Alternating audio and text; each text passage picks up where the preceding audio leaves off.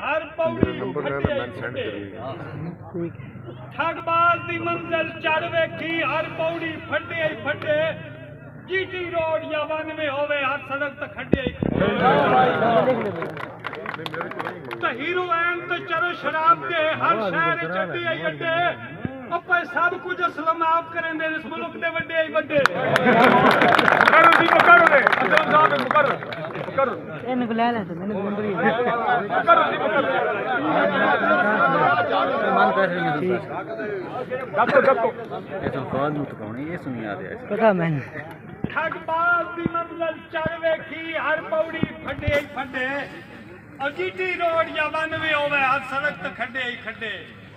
hero N तो चलो शराब दे हर शहर अड्डे ही अड्डे पर सब कुछ असलम आप करेंदे इस मुल्क दे वड्डे ही वड्डे शान भी वक्त पै ही वेंदे शान भी वक्त पै ही वेंदे अयूब जे तखत तो लाई वेंदे जे अंदर असलम जज्बात होवे सोमनाथ जे मंदिर ढाई वेंदे